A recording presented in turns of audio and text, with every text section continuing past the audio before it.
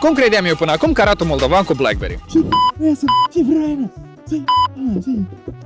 Ce vrei, bă? Ți-ai la camere de aici, și eu, nu să-ți spui și eu dacă duci de aici, spui și eu, na. Ziol. Dar, de fapt, iată cum arată un moldovan cu Blackberry.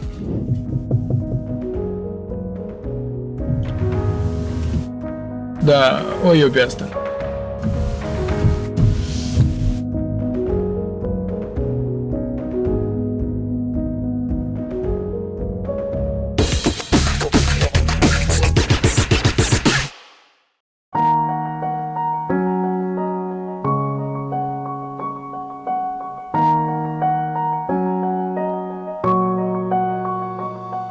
Toți cei care au văzut această ciudățenie la mine în mână au râs. Personal cred că e o alegere stranie, dar curajoasă din partea Blackberry. Designul lui Blackberry Passport creează senzația că este îmbrăcat într-un smoking. E înconjurat de o carcasă din aluminiu, butoane bine poziționate și un plastic mat foarte plăcut la atingere, dar care desigur lasă urme. În partea din față avem ceea ce știe Blackberry să facă cel mai bine într-un telefon, tastatura. Datorită acestei forme, este clar că tapatul cu o singură mână e practic imposibil, iar pentru a tapa cu ambele ai nevoie de câteva zile să te deprinzi. După asta, în schimb, această metodă devine chiar productivă. Partea interesantă la această tastatură este că lucrează și pe post de trackpad. Poți lista mail-urile, naviga printre pagini, iar în moment ce scrii ceva, prin swipe-uri poți șterge cuvinte sau muta cursorul. În orice caz, pentru un om de afaceri care are de răspuns la o mulțime de mail-uri, e o soluție utilă. Mai puțin clară este poziționarea butonului Space, plasat în ultimul rând de taste. Ecranul lui Blackberry este la fel cam straniu de caracterizat. În orice caz are 4,5 inch și o rezoluție de 1440 pe 1440. Aici Blackberry nu a economisit deloc. Imaginea într-adevăr este detaliată, iar unghiurile de vizualizare largi. E perfect pentru a vizualiza documente, grafice, mail-uri, dar incomod pentru video. Aici, dacă întorci ecranul, mari schimbări nu se produc. Passport rulează pe Blackberry OS 10.3. Nu este cel mai intuitiv sistem apărut vreodată, îți ia ceva timp să te deprinzi cu toate gesturile, dar în schimb este foarte bun pentru multitasking. Telefonul se deblochează printr-un swipe dinspre tastatură. Home screen-ul arată toate aplicațiile deschise de la moment, ce drept e cam incomod să le închizi. O chestie interesantă este Blackberry Hub, un fel de meniu care îl poți accesa mereu și în care sunt afișate toate mesajele importante, apelurile, mail-urile și evenimentele.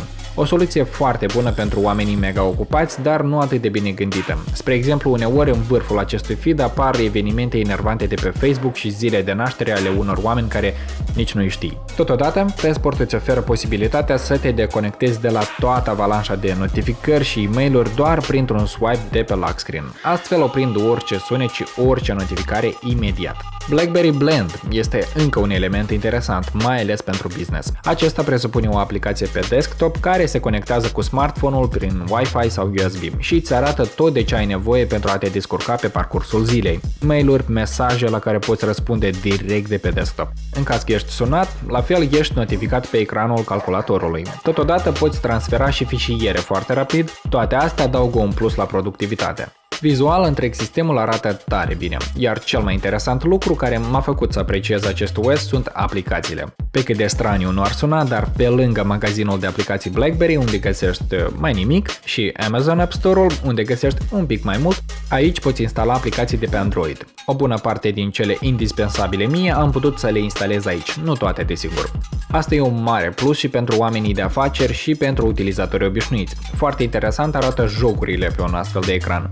Dar, sigur, nimeni nu cumpără astfel de device-uri pentru jocuri. Telefoanele Blackberry au fost cunoscute de-a lungul timpului pentru securizarea datelor care intră și ies din telefon. Passport vine echipat deja cu funcțiile de criptare și securizarea mail-urilor, mesajelor, apelurilor și altor informații private. Dacă e să vorbim de specificații, Blackberry nu s-a zgârcit deloc și a montat tot ce e mai bun. Un nou procesor Snapdragon 801 împreună cu 3 GB de RAM fac ca întreg sistemul să meargă asemenea unui ceas elvețian, fără nicio ezitare. Cei drept, în primele zile, smartphone-ul a avut multe lag-uri, dar după un update, acestea au fost soluționate. Două lucruri interesante care nu te-ai aștepta ca Blackberry să atragă mare atenție este sunetul și camera. La partea cu sunetul avem două grile plasate la capătul smartphone-ului, ambele fiind difuzoare. Sunetul e foarte curat și tare, îndeajuns încât să auzi apelurile importante. La partea cu optica avem un sensor de 13 megapixeli pe spate, care nu scoate cele mai superbe poze, dar în schimb are stabilizare optică, iar autofocusarea este extrem de rapidă, lucruri care nici pe aproape nu erau văzute la alte modele de BlackBerry. Bateria este un alt lucru care bucură la BlackBerry. Nu a fost nicio zi în care smartphone-ul să-mi spună că bateria e moartă. De obicei asta se întâmpla după 2 zile de utilizare activă cu 3G-ul mereu pornit. Passport nu este un device pentru consum activ de content media și niciodată nu a vrut să fie. Deci e cam straniu să spunem că este un smartphone rău anume din acest considerent. Companiile care încearcă să scoată ceva inedit pe piață trebuie luate în considerare. Am fost și eu sceptic imediat ce am văzut această formă, însă după ceva timp pot spune că într-adevăr oferă o experiență deosebită. BlackBerry a poziționat din start acest smartphone ca pe unul foarte productiv, pentru un om care are nevoie în permanență să aibă în față mail-urile, task-urile, mesajele și ca toate să fie gestionate cu ușurință cu ajutorul tastaturii, chiar dacă are nevoie de 2 mâini pentru a o folosi eficient. E plăcut că putem cu ușurință să instalăm aproape tot ce vrem de pe un Android și să ne bucurăm de diversitate. Adunându-le pe toate, Passport e un smartphone îndrăzneț, care la sigur va atrage atenția celor din jur. Acesta a fost review-ul lui Blackberry Passport. Noi vă mulțumim pentru atenție, fiți cu ochii pe noi pentru că următoarele episoade vor fi un pic mai deosebite. Pentru asta nu uitați să apăsați subscribe, iar în comentarii să ne lăsați părerea despre acest device. Cam asta a fost tot pentru azi, cu voi a fost Vico, toate bune!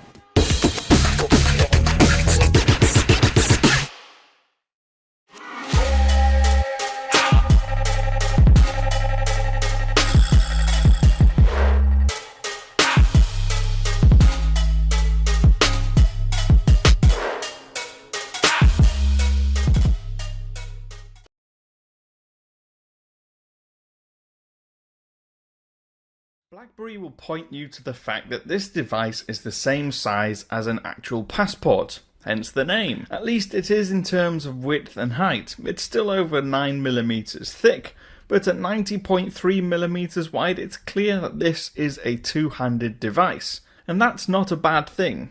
It gives ample room for a large physical keyboard. But make no mistake, this device is beautiful.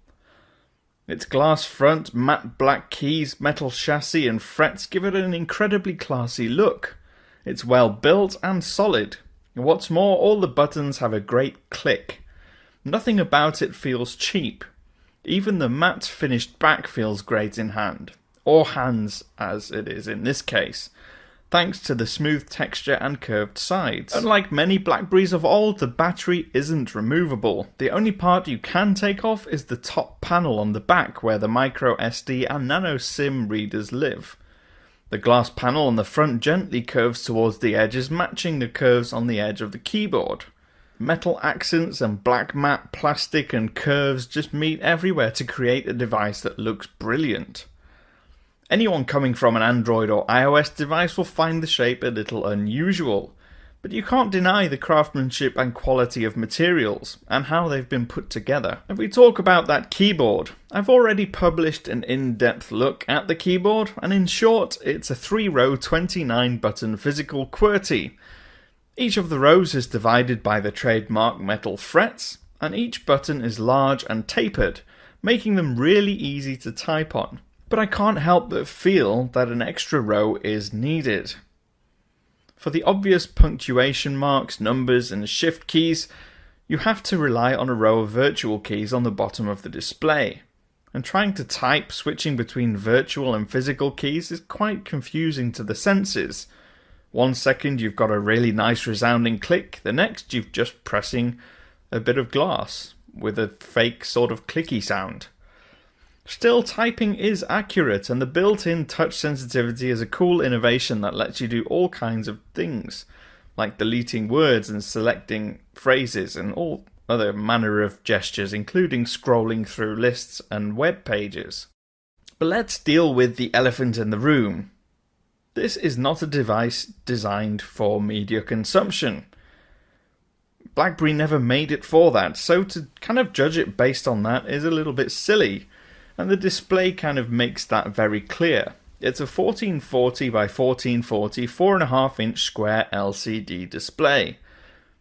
Viewing videos or playing games isn't very good on it because it doesn't take up much of the screen, or it cuts off some of the content on the sides.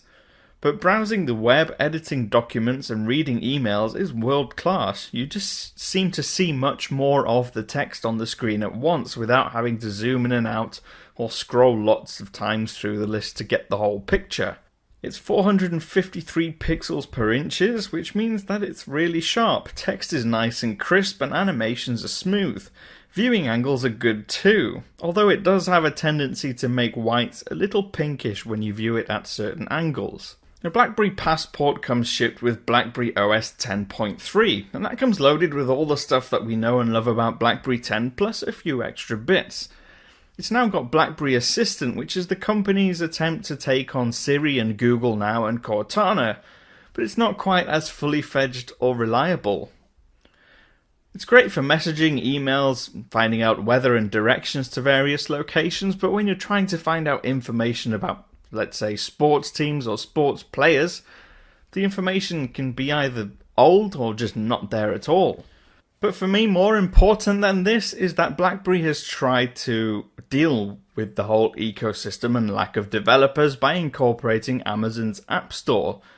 You can install any apps available on Amazon's App Store and load them on your device. Now, some of them will scale quite nicely, like Facebook Messenger works pretty well. But once you try playing games, because of the square display again, you'll find that some of the content on the edges will get cut off and you don't get the full picture. But some, again, work quite well. But for me, one of the best things and most important things about BlackBerry's operating system is always the efficiency and the way you get around it. It seems to be really quick and productive and intuitive, using the gestures to swipe in and out of different menus and access various points. And that leads us quite nicely onto performance, and for the most part, at least with native apps and the general user interface, it's really quick. The 2.26 GHz quad-core Snapdragon 801 processor makes light work of pretty much everything. Apart from third-party apps, particularly from the Amazon App Store, they have a tendency to lag at times, or they just don't open up smoothly, or they just take ages to load up, or they stutter when you're trying to move around in them. That said, internet pages run quickly and fairly smoothly, as do all other elements of the user interface. It does seem really quick and snappy. There's no extra animations to make it look nice like you may get on iOS, for instance. And battery life is good too. It comes shipped with a 3450 mAh battery, and that got me through 2 days of use on a full charge, and that was regularly with pretty much every cycle. If you're a heavy user, you should at least get a day to a day and a half use on this device. And the stereo speakers on the bottom ensure that you don't miss any notifications. We'll briefly touch on the camera. We won't make a big deal out of it because it's a BlackBerry. The camera is not really a big show for a BlackBerry device, never has been, it's just nice to have one there. Now this one's a 13 megapixel sensor and it's pretty good. It's got HDR, optical image stabilization and an LED flash, and results are decent.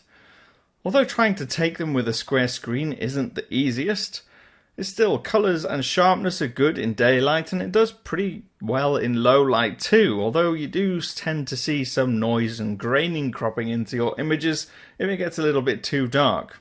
On the plus side, it also shoots 1080p at 60 frames per second, but what I will say is that focusing is quite slow, especially if you're trying to focus on an item that's quite close to the camera. As an overall wrap-up, if you're someone who loves gaming, watching movies and shooting video, or having the latest and greatest apps, this is not the device for you. That's clear, you should know that before the review.